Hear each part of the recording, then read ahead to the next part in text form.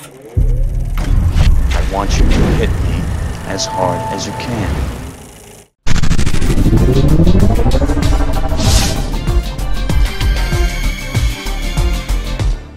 Welcome to the newest series here at the JoBlo Movie Network, where we delve into little-known facts about some of the entertainment industry's biggest names.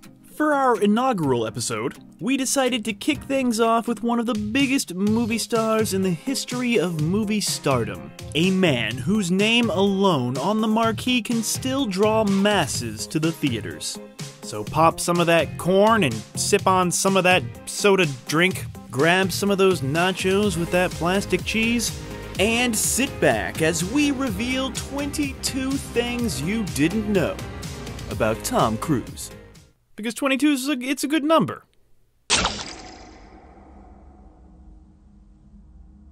So, without further ado, here are 22 things you didn't know about the one, the only Tom Cruise. Number 1. While he famously starred in Oliver Stone's Born on the 4th of July, Cruise himself almost shares a birthday with the real-life figure he's playing, Ron Kovic. Cruise was born on the 3rd of July. So close. Number 2.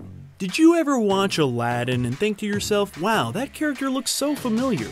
Well, it's because the animators used Tom Cruise as their inspiration for the character's look, feeling that the likeness to Cruise would make the character more likable. And it worked! Everybody likes Aladdin. Number 3. Fans of the show Lost may recognize this man. His name is William Mapother, and if you thought those chiseled cheekbones and that $1 million smile were just good luck, they're actually good genes, as he is Tom Cruise's younger cousin on his father's side. Tom Cruise's birth name is Thomas Cruise Mapother IV. Number 4. If you happen to be in Japan on October 10th, you can celebrate Tom Cruise Day. This holiday began in 2006 when it was reported that Tom Cruise had visited the country more than any other Hollywood actor. Number 5. Cruise doesn't just play a hero on the screen, he is one in real life as well. In 1996, he witnessed a woman get hit by a car, where most people would simply call the police and give a statement. Tom Cruise took the woman to the hospital, and when he learned that the woman had no health insurance, he paid the entire bill on the spot. In 1998, he heard the screams of his then neighbor in London and proceeded to chase down thieves who had stolen over $150,000 worth of jewelry from the woman with no regard for his own safety. Just instinct. And it was recently revealed after saving the life of a cameraman on the set of his new Mission Impossible film, when he nearly fell off a moving train during a stunt, that Tom Cruise had also saved the life of his cocktail co-star Elizabeth Shue. After filming a scene from a helicopter on the beach where Shue and Cruise were riding horses, the helicopter landed with cameraman Bill Bennett still in the passenger seat. He invited the actors to come watch the playback of the scene that they had just shot. Elizabeth Shue began walking straight back toward the tail rotor, which was still going full speed, making it virtually invisible. Cruise, who is a pilot and familiar with the aspects of the helicopter, immediately jumped out and sprinted at Shue, diving, only able to grab her feet, which made her fall to the ground, narrowly avoiding the deadly encounter with the blade and saving her life. Number 6. Cruise originally had no interest in acting. In high school, he was a wrestler, but one fateful day he injured his knee, which meant he could no longer wrestle. This led Cruise to go across the hall and audition for the school's production of Guys and Dolls. Number 7. Cruise's love life has been splashed around the tabloids for the better part of 30 years. So much so that Cruise had made quite a pretty penny suing some of those publications. Please don't sue us, Mr. Cruise, thank you. But did you know that there is one pretty odd coincidence that all of his former wives have in common? Mimi Rogers, Nicole Kidman, and Katie Holmes were all 33 years old when Tom Cruise divorced them. 33, that's also an interesting number. That's the age that Jesus was when he died. It's also a very important number amongst the Freemasons, just saying. And it's also the age that I am. Is this all a coincidence? I think not. Speaking of Mimi Rogers, even though Tom Cruise has emerged as the most famous Scientologist ever, it was actually his first wife, Mimi Rogers, who introduced him to the religion. Cruise was a young star on the rise when he met Rogers, who was a second-generation Scientologist. He met her at a dinner party in 1985. It is believed that Tom Cruise is currently an OT7, or operating Thetan Level 7, within the Church of Scientology. And even with his status, this is not the highest level that you can reach. That would be Level 8. Just one more level to go, Tom. You can do it. Speaking of Level 8, let's go to number 8. If you enjoy your $700 pair of Ray-Ban sunglasses, you can thank Tom Cruise for reviving the brand, as when they were making risky business, Ray-Ban was on the verge of bankruptcy and paid to have their glasses worn by Tom Cruise in the film. That genius move of product placement saved the company. Number 9. Cruise had a rough childhood. His family did not have money because his father would jump around from job to job, often in different cities, leading to Cruise attending 15 different schools in 12 years. His father was also abusive, which led to his mother packing up the car and taking the children away one early morning while his father slept. Cruise would only see his father a handful of times over the next several years, until one day he received a call saying that his father had been diagnosed with cancer and didn't have much time left. Cruise made the trip to see his father one last time, saying that when he saw his father lying in the hospital in pain, he thought to himself, "What a lonely life." It was sad. And this just makes that father deathbed confrontation scene in Magnolia all the more moving, doesn't it? No wonder Cruise was nominated for an Oscar.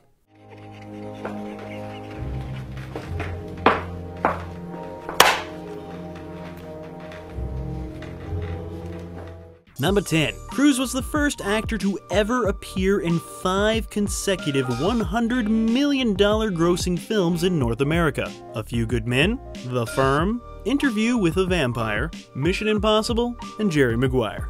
Number 11. Cruise nearly died while filming The Last Samurai when a mechanical horse malfunctioned, causing his co-star to violently swing his sword forward, which he was able to stop just shy of Tom Cruise's neck, saving him from decapitation. Number 12. As is the case with all actors, Tom Cruise has come close to starring in several big-name films, like Iron Man.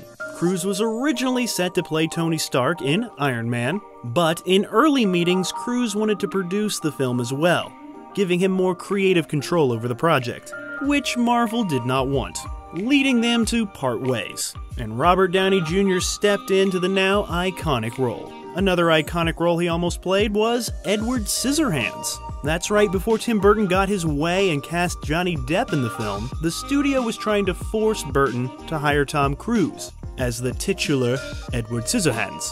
Reportedly, Burton and Cruise met to discuss the project, where Burton was allegedly put off by just how many questions Tom Cruise was asking, such as, how does he use the bathroom?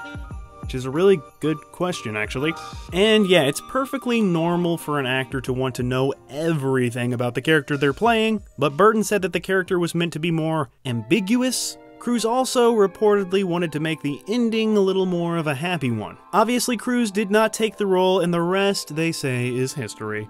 Oh yeah, and he was almost in the Shawshank Redemption. After making A Few Good Men, Rob Reiner reportedly offered Frank Darabont, who held the rights to Stephen King's novel, a crap ton of money, because Rob Reiner wanted to make The Shawshank Redemption with Tom Cruise starring as Andy.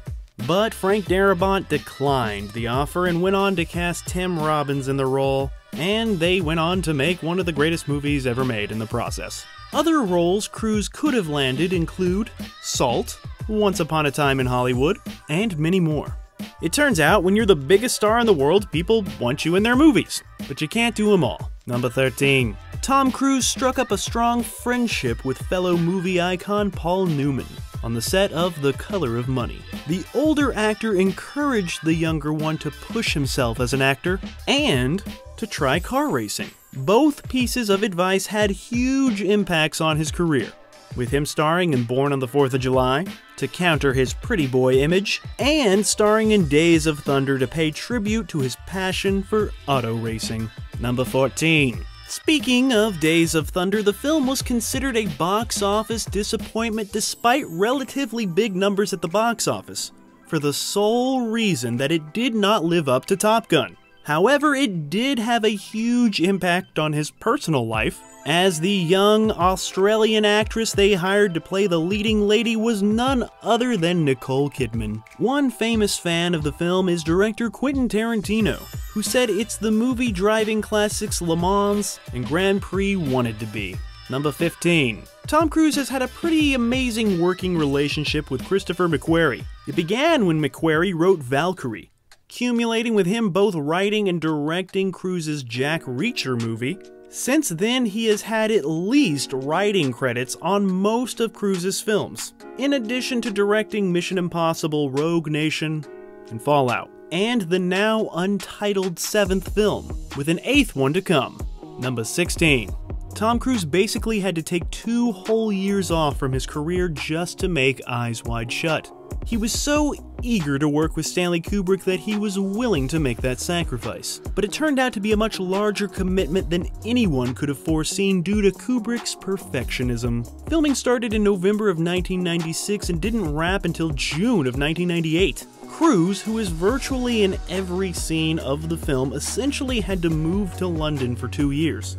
Tom Cruise's then wife, Nicole Kidman, was the second lead, but her time commitment wasn't quite as intense, and she was able to leave the film and make a few other movies as the shoot went on, due to the fact that she's off-screen for most of the second act. Sadly, Stanley Kubrick would die before the film would get released, but Cruise always maintained that despite essentially losing 2 years of his career, he has no regrets. Number 17. Tom Cruise is very protective of his image, so much so that he actually forbids his likeness to be used in video games or on toys. Ever wonder why they've never made a Mission Impossible video game? Well, now you know. Number 18.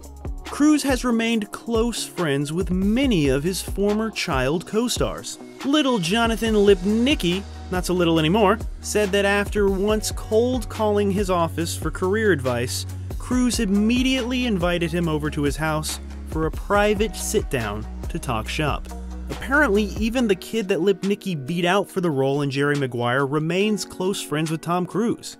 While Dakota Fanning of War of the Worlds says that she's gotten a birthday gift from Tom Cruise every year since she was 11. Number 19. For a while, Tom Cruise and his former producing partner Paula Wagner ran United Artists. The move came after the Paramount chairman Sumner Redstone reportedly banned Cruise from Paramount Pictures after Mission Impossible 3's soft box office. The results were mixed, with the flop Lions for Lambs, directed by Robert Redford and co-starring Meryl Streep. His first star vehicle for the company was Valkyrie, and that was a bigger success. But in time, Tom Cruise was welcomed back to Paramount with open arms, with him still making blockbusters for them to this day. Number 20. While at this point everyone knows Tom Cruise is only about 5'7", so am I. But the man himself doesn't seem to get too hung up on it. In fact, he has a well-known preference for taller women, with all 3 of his former wives being taller than him. Mimi Rogers was 5'8", Katie Holmes was 5'9", while Nicole Kidman was a whopping 5'11", towering over him in heels. 21. While filming Mission Impossible Rogue Nation, Tom Cruise performed one of his most daring stunts ever, holding his breath underwater for a whole 6 minutes.